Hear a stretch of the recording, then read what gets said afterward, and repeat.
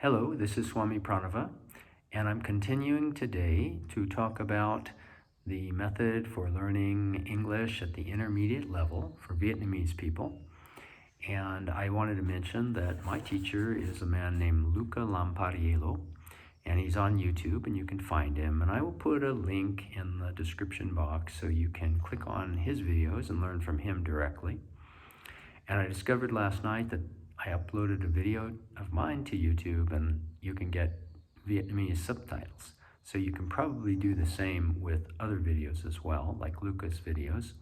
So you should learn from him because it's his method, and I'm just presenting it a little bit of a summary for you, but he has a complete course which is excellent.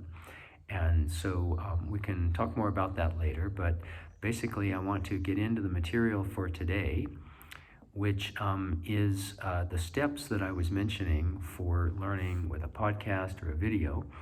And so I said there first has to be a good video or podcast that is interesting for you, and it should be fairly challenging. It should be about 10 minutes at least in length, so you have enough material and you can really work with it. But we're not going to necessarily learn it thoroughly like you would at the beginning level. At the beginning level, you just take a few sentences and really learn them thoroughly, be able to translate them from English to Vietnamese, and then sometime later come back and translate them from Vietnamese to English.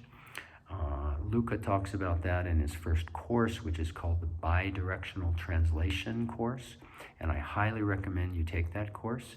The only thing is you need to make sure there's a translation for you in Vietnamese so that you can understand it. Okay, but in this part of my presentation, we're talking about a longer video that's maybe 10 minutes or a podcast, and you have the text in English and you also have a translation in Vietnamese. And I told you about the first of the 4 steps, right? You want to get an understanding of the material as quickly as possible. You listen to it, you read it, and you also read the Vietnamese version so you get the overall meaning. And then in the second step, you're going to mark interesting words and phrases on a printout of the English text. So I highly recommend you print it out. You can do it on the computer, but I think it's much more effective if you get a paper with the English text and you mark just the interesting words and phrases, things that are important to you. It's too much work to try to learn all the words of a language at once. Eventually you will get a better and better vocabulary just naturally as you keep speaking with people and reading books and writing and that kind of thing.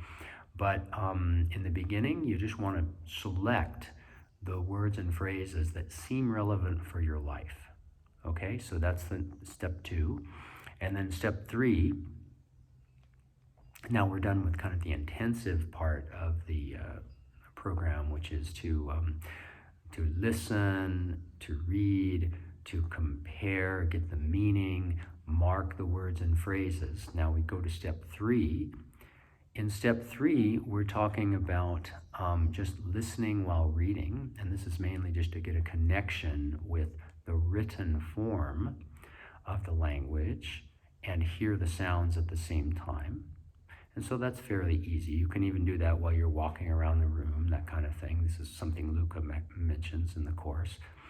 And then another thing, the step 4, okay, and now for step 4, in this case, you do the most important step, which is just to listen and try to understand. When you do this step, you have to try to keep your attention focused, and sometimes your mind will drift to something else, and that's okay. You just have to notice that. Now I'm not really focused. Okay, so bring your attention back to the text, and you try to simply, as we say, grab some of the meaning. You grab enough of the meaning so that you could say, like every sentence that you hear, you at least get enough words and phrases to understand the overall meaning of that sentence. And this is a powerful exercise to help you to develop your skill in listening.